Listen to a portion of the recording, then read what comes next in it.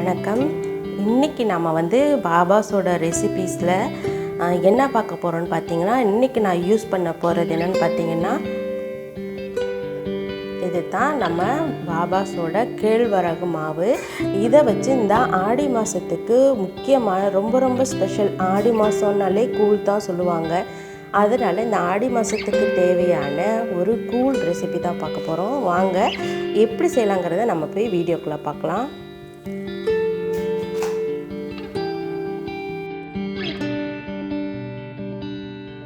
அதுக்கு ஃபர்ஸ்ட் நம்ம பார்த்திங்கன்னா களி செஞ்சிடலாம். களி செஞ்சுட்டு அதுக்கப்புறம் தான் நம்ம கூழ் கரைக்க முடியும்.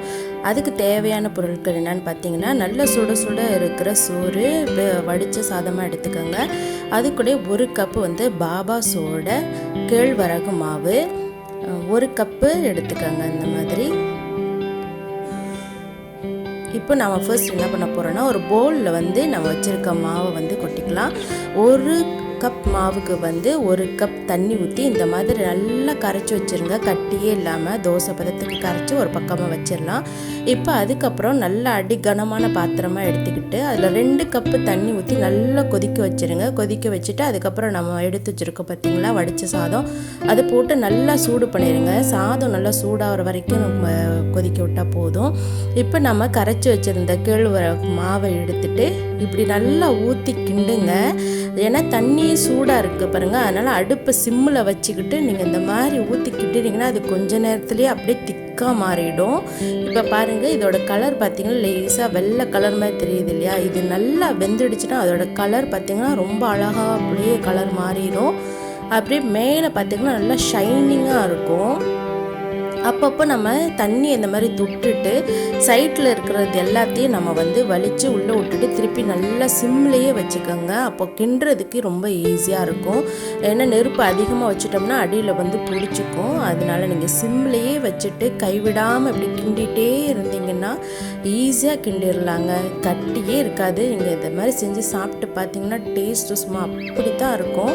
பாபாஸோட கேழ்வரகு மாவு தாங்க. நீங்கள் கூழ் கிண்டுறதுன்னா நீங்கள் கண்ணை மூடிட்டு அந்த கேழ்வரகு மாவு வாங்கலாம். ரொம்ப டேஸ்ட்டாக இருக்கும். கூழுக்கு பாபாஸோட கேழ்வரகு மாவு தான் நான் ட்ரை பண்ணி பார்த்துட்டு தான் சொல்கிறேன். ரொம்ப நல்லாயிருக்கும்.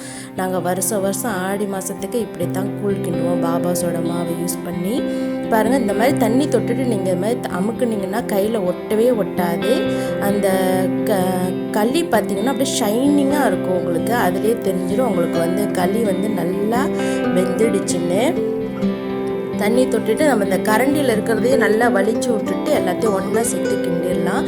நீங்கள் இந்த மாதிரி தண்ணி தொட்டுட்டு எடுத்து உருண்டையாக நீங்கள் உருட்டியும் வைக்கலாங்க. அப்படி இல்லாட்டி நம்ம நான் கொஞ்சமாக தானே நம்ம செய்கிறோம், அதனால நான் அப்படியே அந்த பாத்திரத்தில் தண்ணியை தொட்டி அமுக்கி வச்சுருவேன். நல்லா கட்டியாக இருக்கும்.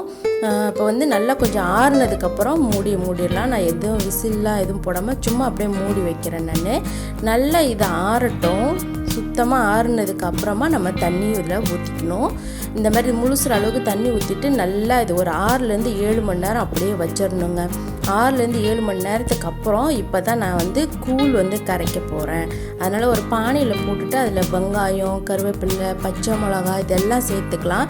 இங்கே பாய்ஸ் என்னோடய பிள்ளைங்க மிளகா இதெல்லாம் போட்டால் சாப்பிட மாட்டாங்க. அதனால நான் வெறும் வெங்காயமும் உப்பு சேர்த்துட்டு அது கூட நம்ம தயிர் இதில் சேர்த்துக்கலாம். நீங்கள் களி கிண்டும்போது நீங்கள் களியாக சாப்பிட்றீங்கன்னா உப்பு சேர்த்துக்கோங்க, டேஸ்ட் பண்ணி பார்த்துட்டு.